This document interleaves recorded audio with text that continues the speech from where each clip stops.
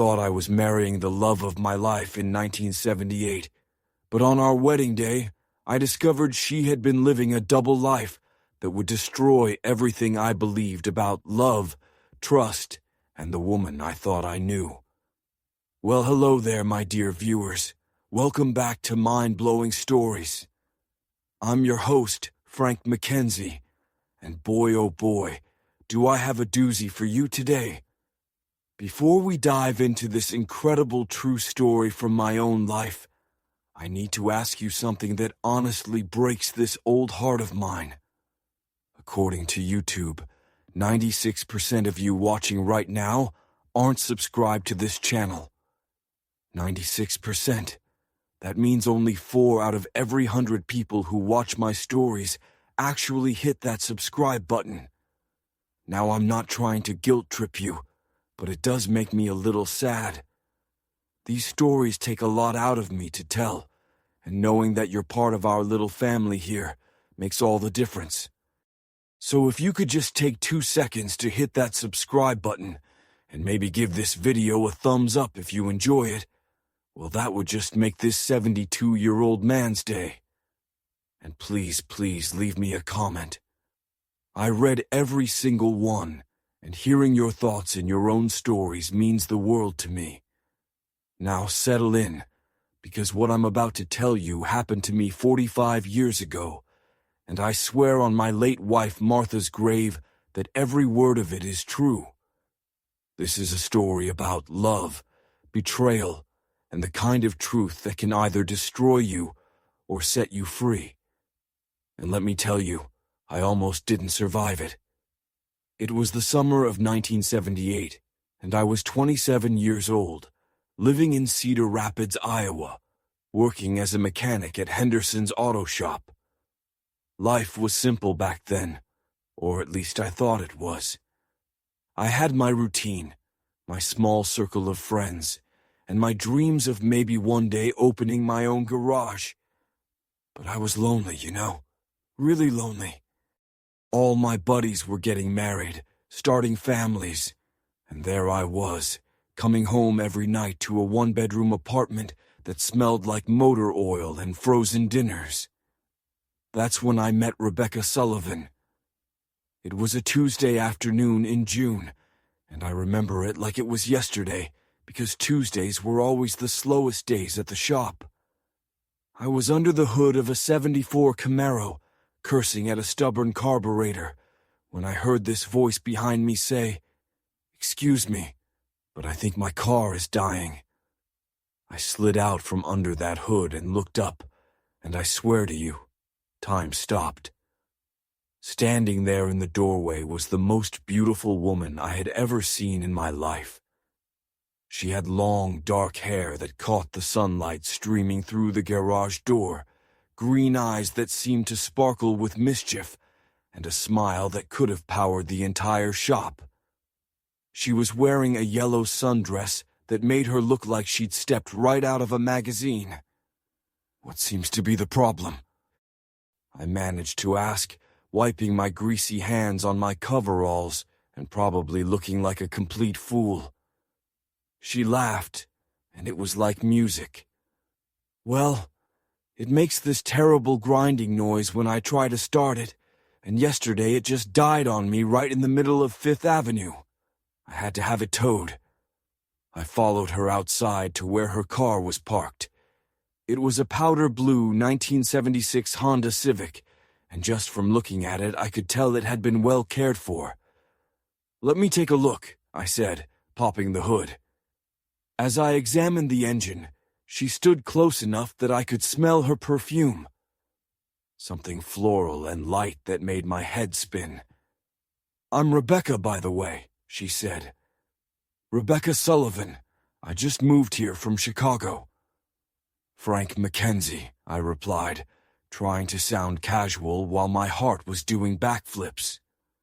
"What brings you to Cedar Rapids?" "New job at the hospital. I'm a nurse in the pediatric ward." She paused. "What about you? Have you always been a mechanic?" I found myself telling her things I'd never told anyone. about how I'd always loved working with my hands, how I dreamed of opening my own place someday, how I'd grown up in Cedar Rapids and never really thought about leaving. She listened with genuine interest, asking questions and laughing at my terrible jokes. When I finished diagnosing her car, it turned out to be a relatively simple fix. Starter motor was going bad. "I can have this done by tomorrow afternoon," I told her. "That's wonderful," she said, then hesitated. "I hate to ask this, but I don't really know anyone in town yet. Would you maybe want to get some coffee when you're done with work? I could use a local guide." I must have said yes a little too quickly, because she laughed again. We agreed to meet at Mabel's diner at 6 o'clock.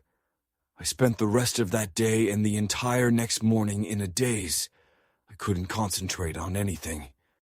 I kept messing up simple repairs, dropping tools, and generally acting like a lovesick teenager. My boss, old Jim Henderson, finally pulled me aside around noon. "Son," he said, "I've never seen you like this. Who is she?" When I told him about Rebecca, he just grinned and shook his head. "Well, you better make sure you don't screw this up. A woman like that doesn't come around often." At exactly 6 o'clock, I walked into Mabel's diner wearing my best shirt and jeans, my hair slicked back with enough pomade to grease a transmission. Rebecca was already there, sitting in a corner booth, and when she saw me, she waved. She had changed into jeans and a simple white blouse, and somehow she looked even more beautiful than she had that afternoon. We talked for 3 hours straight. 3 hours. I learned that she was 25, had grown up in a small town outside Chicago, and had always wanted to work with children. She told me about her family, her dreams, her favorite books and movies. She was smart, funny, and kind in a way that seemed almost too good to be true. "So what's your story, Frank Mackenzie?" she asked, stirring sugar into her third cup of coffee. "I've been doing all the talking. Tell me about you." I found myself opening up in ways I never had before. I told her about losing my dad when I was 16, about how my mom had worked 2 jobs to keep me and my sister in school, about my time in the army right after high school. I told her about my dreams and my fears, and she listened to every word. When Mabel's finally closed at 9, we stood outside on the sidewalk, neither of us wanting the evening to end. "This was really nice," Rebecca said softly. "Yeah, it was." I gathered all my courage. "Would you maybe like to do it again tomorrow? I mean, if you're not busy." Her smile lit up the entire street. "I'd love that." And that's how it started. We began seeing each other every single day. Sometimes it was dinner. Sometimes it was a walk through Ellis Park. Sometimes we'd just sit on her porch talking until the sun came up. She lived in a small apartment on the east side of town. Nothing fancy, but she'd made it feel warm and welcoming with plants and books and photographs. Within 2 weeks, I was head over heels in love. Within a month, I couldn't imagine my life without her. She was everything I'd ever dreamed of in a woman. She was compassionate with her young patients at the hospital. She laughed at my jokes. She supported my dreams of opening my own garage, and she made me feel like I was the most important person in the world. 3 months after we met, on a warm September evening, I asked her to marry me. We were sitting by the lake at Ellis Park, watching the sunset paint the sky in shades of orange and pink. I had been carrying the ring around for 2 weeks, waiting for the perfect moment. It wasn't much, just a small diamond on a simple gold band, but it represented every penny I'd managed to save. "Rebecca," I said, my voice shaking, These past 3 months have been the happiest of my life. I can't imagine spending another day without you. I got down on one knee right there by the water, pulled out that little velvet box, and asked her to be my wife. She started crying immediately, and for a terrifying moment, I thought she was going to say no. But then she threw her arms around my neck and said, "Yes, yes, of course yes." We set the date for March 17th, 1979, St. Patrick's Day. Rebecca said it would be good luck, and besides, it was her grandmother's birthday. We didn't have much money for a big wedding, but we didn't care. We were going to have a simple ceremony at St. Mary's Catholic Church, with a reception afterward at the VFW Hall. Those 6 months of engagement were pure bliss. We spent every free moment together, planning our future. We found a little house on Maple Street that we could afford if I got a raise, and Rebecca picked up some extra shifts. We talked about children, about growing old together, about all the adventures we'd have. Rebecca threw herself into wedding planning with an energy that amazed me. She spent hours with her friend Linda, who had become like a sister to her since moving to Cedar Rapids, looking at dress patterns and flower arrangements.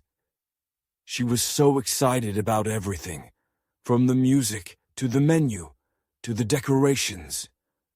But looking back now, I realized there were signs. Little things that didn't quite add up, though I was too in love to see them clearly at the time. She never talked much about her family in Chicago. When I'd ask about them, she'd change the subject or give vague answers. "Oh, typical family drama," she'd say with a laugh. "Nothing interesting." She was secretive about phone calls sometimes. I'd walk into the room and she'd quickly hang up, claiming it was just work or Linda. When I suggested we drive to Chicago so I could meet her family, she always had an excuse. They were traveling, or busy with work, or dealing with some family crisis. And then there were the letters. I noticed them because I was over at her place so much. Every few weeks, she'd get these letters postmarked from different cities. Chicago, Milwaukee, sometimes Detroit. The return addresses were never the same, and she'd always grab them quickly and put them away without opening them in front of me. When I asked about them once, she said they were from old nursing school friends who moved around a lot. It seemed reasonable enough, so I didn't push. But the biggest sign, the one I should have paid attention to, was her reluctance to talk about her past.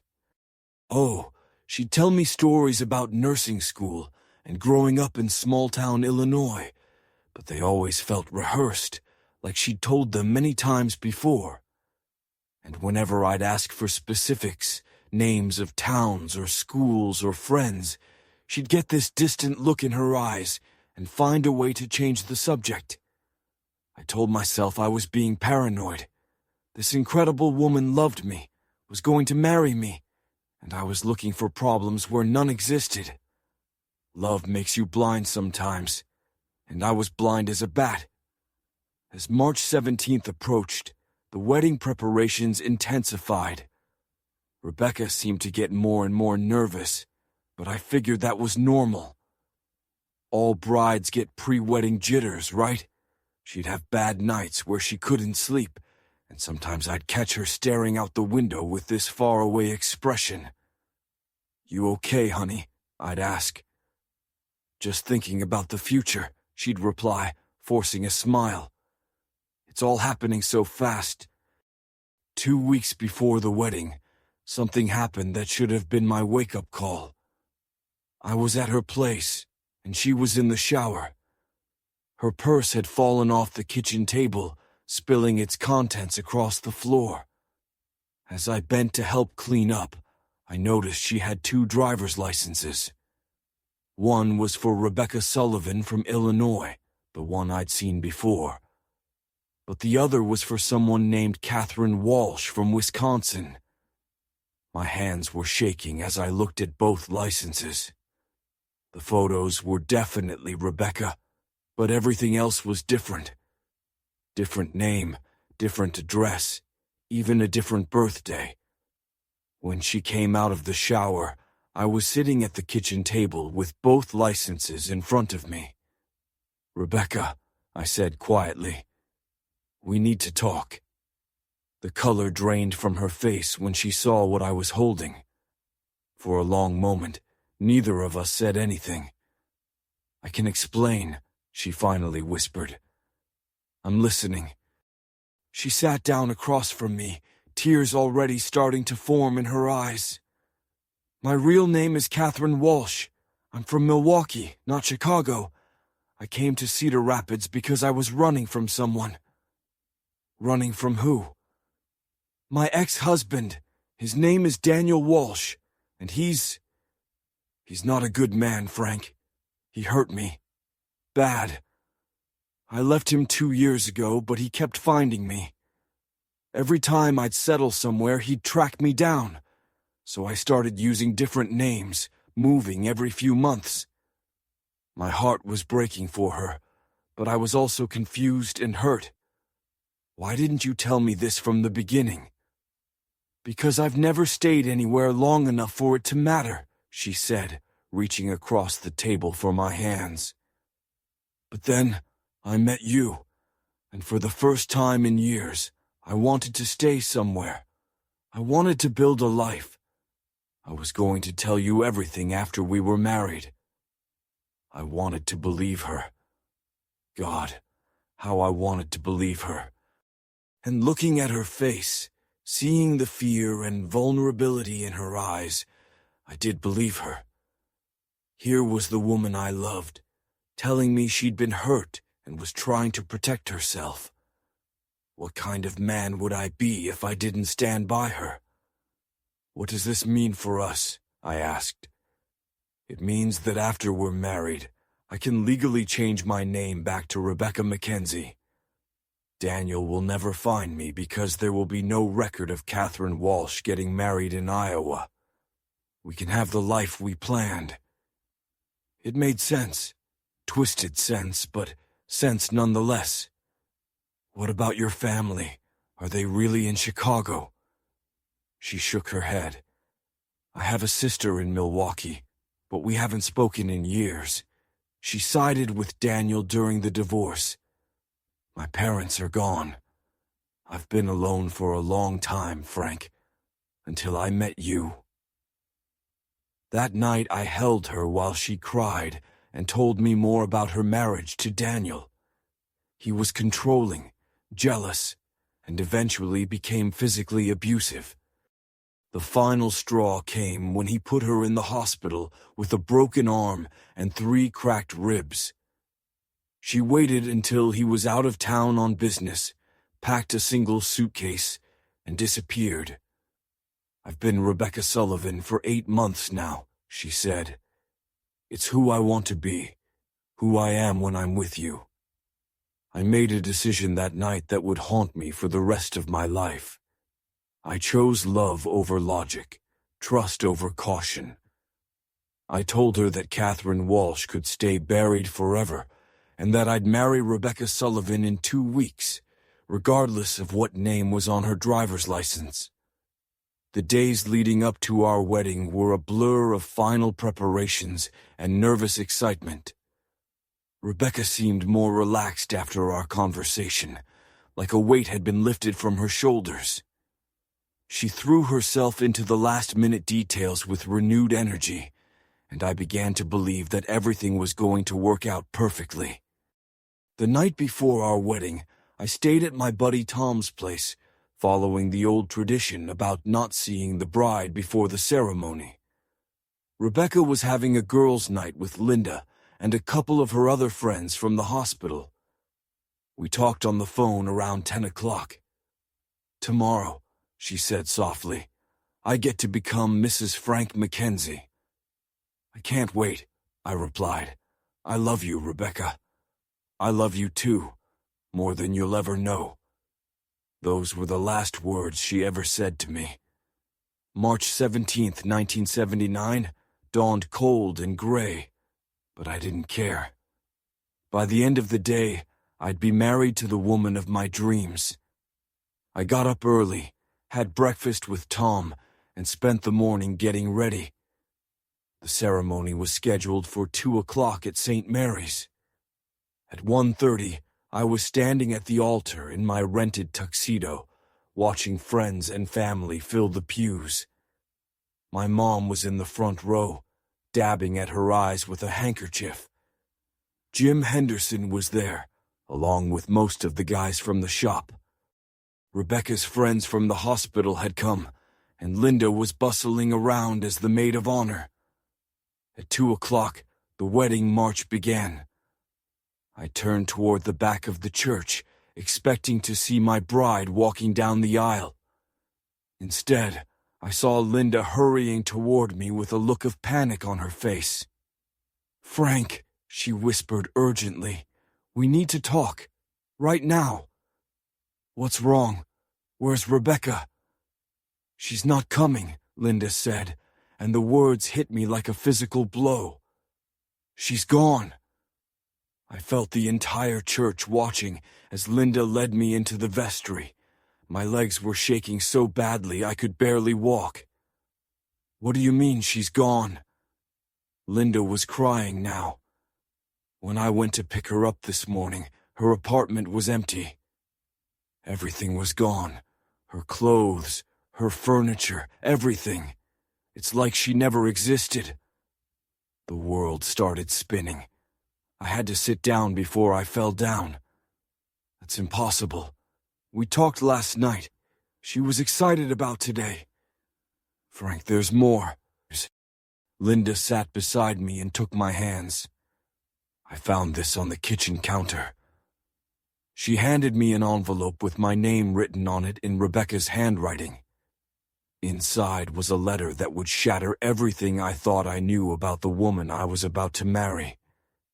"My dearest Frank," it began, "if you're reading this, then you're standing in that church wondering why I'm not there.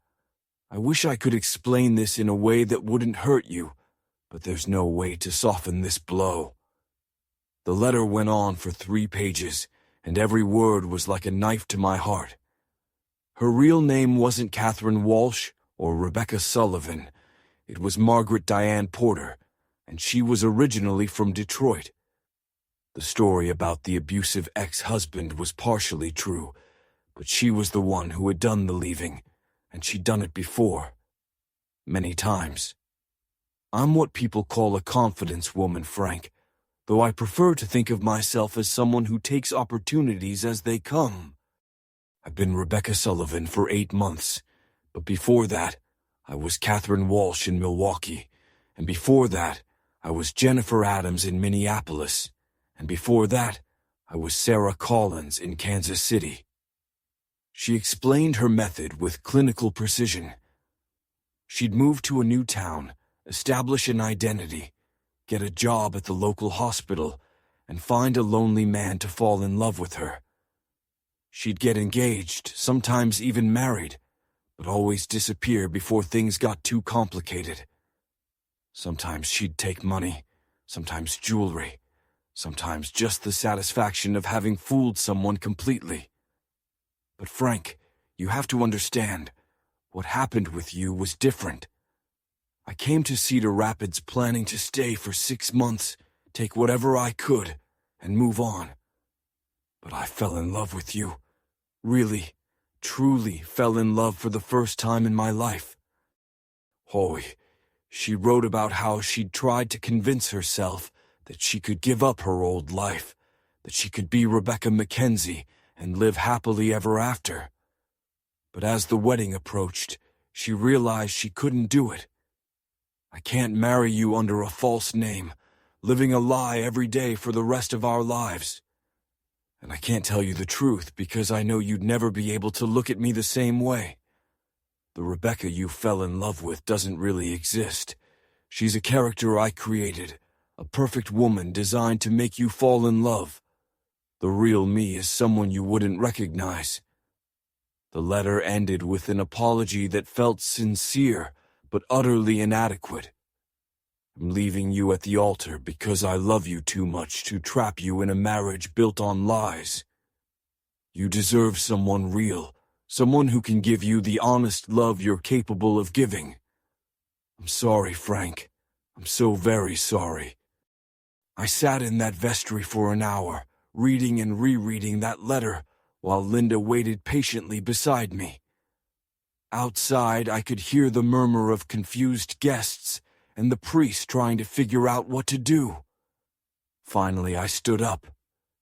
I had to face those people, had to tell them that there wasn't going to be a wedding, that the woman I'd planned to spend my life with had never really existed. I walked back into the church, stood at that altar where I'd been so happy just an hour before, and told everyone the truth. Well, most of it. I said that Rebecca had a family emergency and couldn't go through with the ceremony today. I thanked everyone for coming and told them to go home. Some people believed me. Others suspected there was more to the story. But I didn't care. I just wanted everyone to leave so I could fall apart in private. Tom drove me home, and Linda came with us. They stayed with me that first night, taking turns making sure I was okay.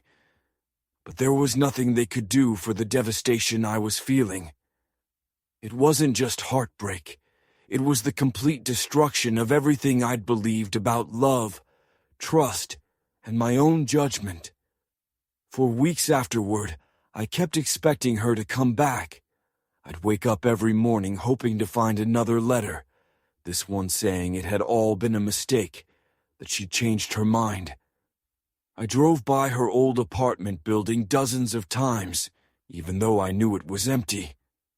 I called the hospital, but they told me Rebecca Sullivan had quit without notice and left no forwarding address.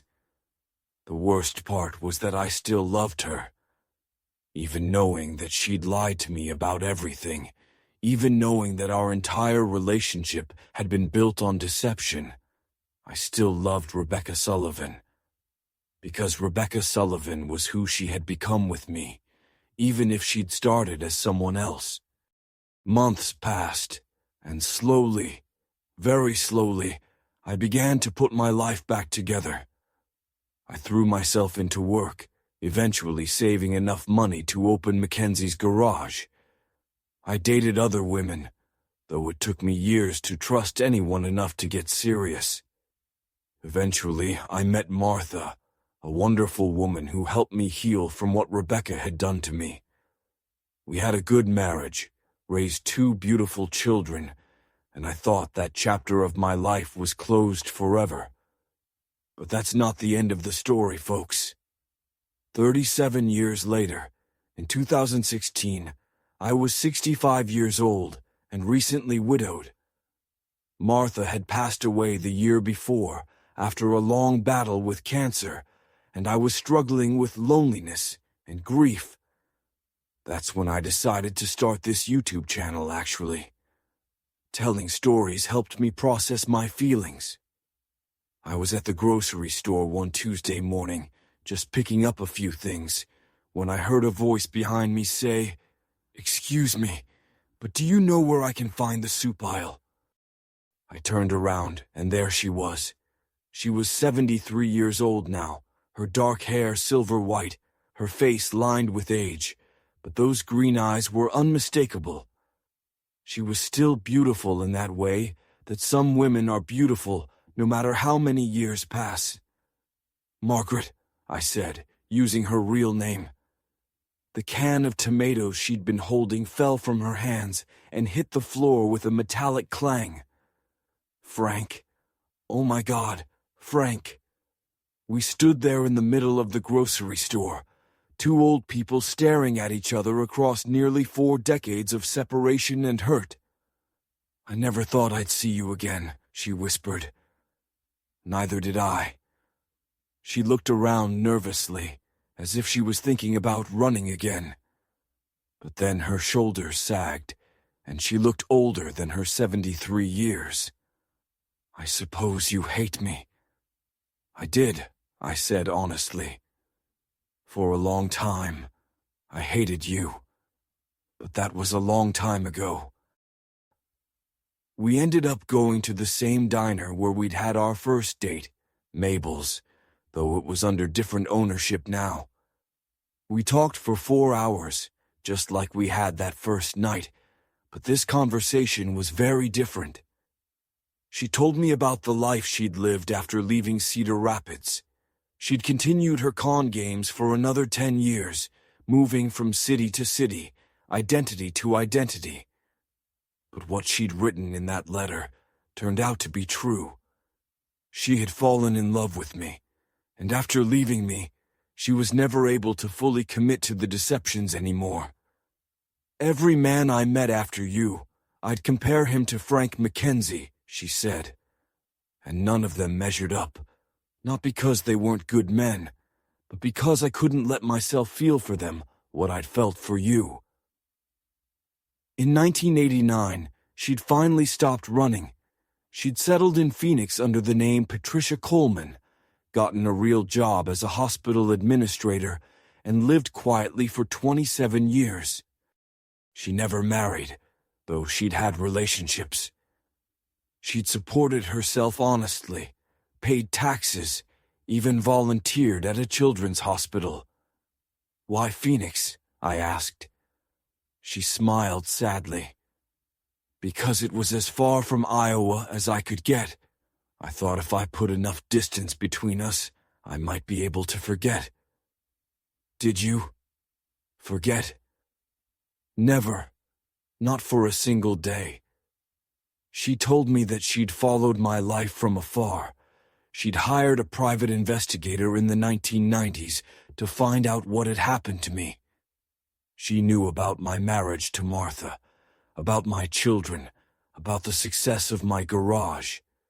She knew when Martha died. I almost came to the funeral, she admitted. I wanted to comfort you, to let you know that someone who had loved you was grieving with you. But I had no right. As the afternoon wore on, I found myself remembering why I'd fallen in love with her all those years ago. She was still intelligent, still funny, still capable of making me feel like I was the only person in the room. But there was something different about her now, something genuine that I couldn't put my finger on. Margaret, I said as we were getting ready to leave, I have to ask you something, and I need you to be honest with me. Okay. Is this another con? Are you running another game on the lonely old widower? She was quiet for a long moment, looking down at her hands. Then she looked up at me with tears in her eyes. Frank, I'm 73 years old. I have arthritis in my hands, high blood pressure, and a heart condition that could kill me any day. I live alone in a small apartment in Phoenix on a fixed income. If this was a con, what exactly would I be trying to get from you? She had a point. Besides, she continued, the woman who ran cons for all those years, she died a long time ago. I buried her in Phoenix in 1989, and I've spent the last 27 years trying to figure out who Patricia Coleman really is. We exchanged phone numbers that day, and she told me she was in Cedar Rapids, visiting the grave of an old friend. She was flying back to Phoenix the next afternoon. That night I couldn't sleep. I kept thinking about seeing her again, about the strange turns life takes, about second chances and forgiveness. At 3 a.m, I got up and wrote her a letter. I drove to her hotel and left it at the front desk. The letter was simple. I told her that I'd loved Rebecca Sullivan with all my heart, and that part of me would always love her, regardless of whether she was real or not. I told her that I'd had a good life with Martha, raised good children, and built a business I was proud of. But I also told her that there had always been a Rebecca-shaped hole in my heart that no one else had ever been able to fill. I don't know who Patricia Coleman is, I wrote, and I don't know if I could ever trust Margaret Porter, but I'd like the chance to find out. 3 days later, she called me from Phoenix. "I got your letter," she said. And I'm scared, Frank. I'm scared that I'm too broken to love anyone properly. I'm scared that you'll see the real me and realize I'm not worth forgiving. But I'm more scared of spending whatever time I have left wondering what might have been. That was 7 years ago. She moved back to Cedar Rapids 6 months later, and we've been together ever since. It wasn't easy at first. Trust is a fragile thing, and ours had been shattered decades ago. There were long conversations about truth and lies, about the difference between who she had been and who she wanted to be. But love is a strange thing, folks. Sometimes it survives in spite of everything that should have killed it. Margaret, I learned the real Margaret, is nothing like the perfect Rebecca Sullivan she'd created for me all those years ago. She's stubborn and opinionated, and sometimes cranky. She burns toast and hates doing laundry and falls asleep during movies. She has nightmares sometimes about the life she used to live, and she still jumps when the phone rings unexpectedly. But she's real. For the first time since I've known her, she's completely, authentically real. And the love we have now is built on truth instead of fantasy. We got married 2 years ago, on March 17th, St. Patrick's Day. 40 years after she left me at the altar, she finally walked down that aisle at St. Mary's and became my wife. We had the reception at the same VFW hall, with many of the same people in attendance, though we were all a lot grayer than we'd been in 1979. During the ceremony, when the priest asked if anyone objected to the marriage, Tom, my old buddy who was my best man both times, stood up and said, "Yeah, I object. What took you two so damn long?" The whole church erupted in laughter, and Margaret squeezed my hand and whispered, "This time, I'm not running." And she hasn't. We've had 2 wonderful years together, and while we both know we're in the autumn of our lives, we're making the most of every day we have left. So why am I telling you all this? Because I think there's something important here, something worth sharing with all of you who are kind enough to watch my channel. Life is messy, folks. People are complicated. Love isn't always the fairy tale we want it to be, but sometimes, if we're very lucky, it's something even better. It's real. It's forgiveness. It's the courage to trust again after being hurt. It's the wisdom to know that perfect love doesn't exist, but true love, flawed and complicated and sometimes painful true love, is worth fighting for. Margaret and I lost 37 years because of lies and fear and the inability to believe that love could survive the truth. Don't make our mistake. If you love someone, tell them. If you've hurt someone, apologize. If someone has hurt you, consider forgiveness. Life is too short and too precious to waste on grudges and what-ifs. Margaret is in the kitchen right now, probably burning dinner and cursing at the smoke alarm, and she's the most beautiful woman in the world to me. Not because she's perfect, but because she's mine and I'm hers, and we finally figured out that being real with each other is better than any fantasy we could create. Well, there you have it, folks. One of the most important stories from my 72 years on this earth. I hope it means something to you, and I hope it reminds you that it's never too late for love, for truth, or for second chances. If you enjoyed this story, please don't forget to hit that like button and leave me a comment. Tell me about your own second chances, your own complicated love stories. And please subscribe to Mind-Blowing Stories. As I mentioned at the beginning, 96% of you watching aren't subscribed. and that genuinely makes this old man sad. I pour my heart into these videos, sharing the most personal moments of my life, and knowing that you're part of our little family here means everything to me. Until next time, this is Frank Mackenzie, reminding you that the most mind-blowing story of all is the one you're living right now. Make it count. Thank you for watching, and I'll see you in the next video.